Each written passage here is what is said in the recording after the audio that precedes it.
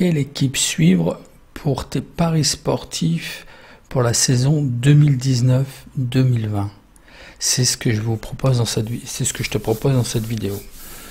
Donc effectivement, cette vidéo, je vais passer au crible les 5 majeures ligues européennes et je vais vous conseiller de suivre certaines équipes qui vont permettre de gagner bien plus, parce qu'en fait ce sont des équipes dont vous allez voir, ils vont certainement se battre pour les places européennes. Ils seront 8e, 7e, 6e, 5e et les cotes seront soutenues. On va mettre à part le top 3, le top 4 et si vous n'avez pas le temps de suivre tout un championnat, de suivre toutes les équipes, de suivre tous les championnats, il peut être judicieux justement de sélectionner quelques équipes dans quelques championnats et de les suivre plus précisément au niveau information, au niveau suivi. Et vous allez voir, c'est assez payant et le fait de récolter des informations spécifiques et plus pointues sur ces équipes, ça risque d'être gagnant quoi en fait. Donc voyons voir le championnat d'Angleterre. Donc en fin de compte, que ça soit pré-match, pendant le match, et oui, pendant le match, oui, je sais, certains, je vais y revenir, certains déconseillent de regarder les matchs quand vous pariez, mais moi je vous conseille tout le contraire. Comment voulez-vous arbitrer, comment voulez-vous savoir si le pari ou ce que vous aviez pensé, si vous avez créé ou fait votre propre pronostic, comment se rendre compte si réellement il était opportun, si est-ce qu'il vous a manqué des informations, voilà, et faire un petit cool-down, c'est ce qu'on appelle au poker, en fait un petit débrief, un petit retour d'expérience après chaque journée. Mais j'y reviendrai, et de faire des petits fichiers. Vous voyez, j'ai là pour 2017, 2018. Par exemple, un fichier où je date, parce que c'est intéressant de dater. Donc là, c'était le 27/11/2018. C'était un mardi, donc c'était les pronos OK. Donc dedans, il y a mes pronos définitifs de ce jour-là. Et par exemple, voilà, prise de notes, c'était pour le mardi 27/11, c'était la Ligue des Champions. AEK Athènes contre Ajax. Et j'avais voilà, pris des notes, pas forcément pour établir le prono final, pour avoir un avis, plus pris des notes pendant le match. Voilà, il y avait la confirmation du dispositif tactique avec l'équipe. Et voilà, un petit peu de prise de notes et tout ça. Ce qui est très judicieux, puisqu'en fait, après, lorsque vous... admettons là, bon, c'était l'Ajax pour la Ligue des Champions. Le prochain match de l'Ajax, vous avez déjà fait le boulot donc en amont pour préparer votre pari. Pendant le match, vous avez certainement observé certaines choses. Après le match, vous avez votre bilan de savoir si votre pronostic, si ce que vous aviez relevé était bon ou pas. Ou ça peut être aussi intéressant de se dire, pour le prochain pronostic, le prochain match de l'Ajax, j'avais des notes sur le match en précédent. Vous voyez, on gagne énormément de temps. Alors c'est sûr, tout dépend du temps, tout dépend de ce que vous voulez faire dans les paris sportifs, mais après il faut monter aussi d'un niveau, et si vous prenez pas de notes, si c'est comme tout en fait. Tout à l'heure je parlais du poker, par exemple, on joue, si vous jouez au poker, vous allez exploiter les faiblesses des autres joueurs. Si vous êtes en ligne, sur chaque, je vous montrerai, si vous êtes en ligne, vous pouvez prendre des notes sur chaque joueur. Et vous pouvez lui attribuer une couleur, et vous pouvez prendre une petite prise de notes, des petites notes sur le joueur. Lorsque vous allez retomber sur une autre table, ou après, vers la fin du tournoi, sur ce même joueur, vous avez déjà quelques informations sur lui qu'il n'a pas forcément sur vous, parce que bien souvent les gens sont feignants et ne prennent aucune note, aucune information. Donc il y a des trackers et tout ça, je vais pas rentrer dans les détails, mais voilà quoi, sans prise de notes, voilà, il faut passer un cap aussi, selon votre niveau dans les paris sportifs. C'est pas rien non plus quoi. Donc voyons voir, admettons pour les 5 Major League. Donc on va prendre la première ligne toujours sur la base de données. Donc on va prendre le classement 2019-2020. Bon, il y a eu 4 journées de passé et tout. Qu'est-ce qu'on peut repérer? Les équipes qui vont être intéressantes où les cotes seront soutenues seront très certainement entre le 4e et le 10e, quoi. Là, c'est des équipes qui vont se battre, donc ça veut pas dire qu'il n'y a pas une équipe qui va pas remonter. Southampton, je pense que, et Burnley, bon, là c'est encore trop tôt, hein, c'est 4 journées, hein. Mais quelles équipes seraient conseillées de suivre? C'est l'expérience des années, en fait. Il y a des équipes, moi je vois de suite, ça me crève les yeux, c'est Southampton. Donc voyons voir les cotes qu'il avait depuis que cette équipe avait depuis le début du championnat. 2-10. Bon, contre Liverpool c'est pas la peine, mais vous allez avoir des cotes justement soutenues comme ça contre Brighton, 2-20. Et puis là le dernier match contre Manchester, ils ont fait match nul et bon, ils n'étaient pas favoris évidemment. Mais Southampton, pour moi, actuellement, de ce que j'ai vu même de Manchester United, ouais, le match nul, effectivement, il se vaut, hein. Donc, vous risquez d'avoir, par exemple, sur une équipe comme Southampton, que je mets en surveillance, des cotes soutenues, peu importe l'adversaire. Donc, je vous dis pas de jouer Southampton contre Liverpool, contre Manchester City, voire Arsenal. Mais contre Everton, West Ham, quand ils vont se rencontrer, vous allez voir que les cotes vont être soutenues, vont être à 2, 2,50, 2,20 et autres. Donc si dès le début vous sélectionnez, ce ne serait quelques équipes, et que vous cherchez plus d'informations sur ces équipes-là, vous renseignez bien, vous suivez un petit peu ce qu'ils font, ça va être super, quoi. Vous allez voir que vous allez être à l'aise avec ces équipes, et voilà. Bon, pour l'Angleterre, j'aurais tendance, on va regarder pour l'année dernière, bon, ce qui est sûr, Tottenham est un peu barré là pour le top 2, parce que je pense qu'ils peuvent finir très bien 3e, hein, cette année, mais les cotes ne seront pas très soutenues dès que il va rencontrer le top 5, le top 10, là, ils vont être intéressants, mais voilà, contre les 10 derniers, la cote ne sera massacrée, quoi. Ils vont faire des cotes. Donc ce qui peut être intéressant, Everton, qui je pense comme l'année dernière, ils vont se battre pour les 5 à 8 places. West Ham sont réguliers depuis 2 ans aussi, c'est pas mal ce qu'ils font.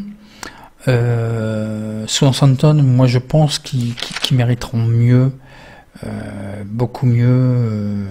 C'est des équipes à mettre dans le viseur, quoi. Leicester, c'est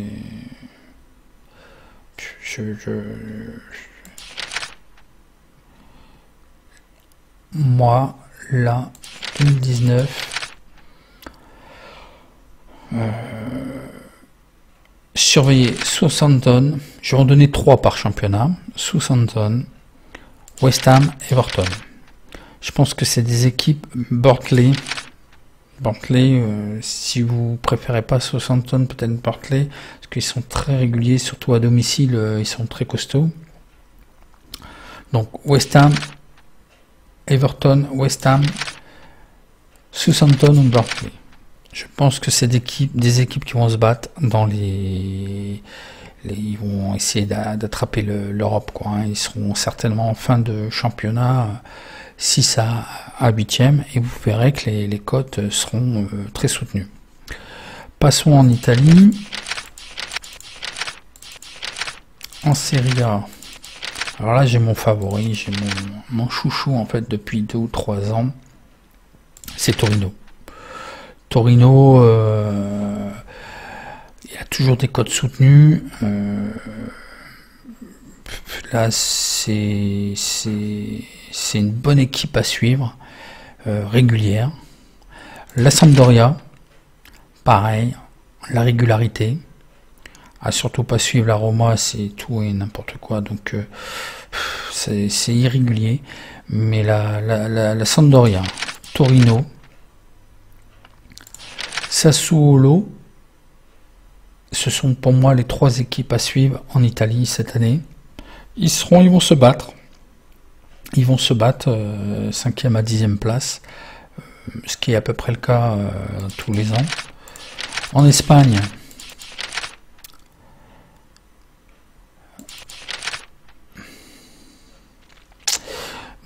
il faudra voir ce que donne l'Atlético de Madrid. Parce que là, bon, avec les changements qu'il y a eu et tout, les équipes qui sont présentes, évidemment, Séville, Valence va remonter, ça c'est clair. Celta Vigo. Là, s'il y avait vraiment des équipes à surveiller, Alaves, ils m'ont trop déçu l'année dernière, mais ils sont assez irréguliers. Celta Vigo, c'est quand même une valeur sûre. Ils vont certainement se battre pour les 5-8 places, quoi. Valence, les cotes seront... Quoique là, si, ils ont... Ouais, non. Le problème, c'est que Valence, ils sont toujours soutenus. Les cotes sont assez soutenues. Et 51, là, 39 contre Mallorca. Valence va vraisemblablement jouer le top 4, top 5. Sans trop de problèmes. Celta Vigo aussi, ils ont une bonne régularité.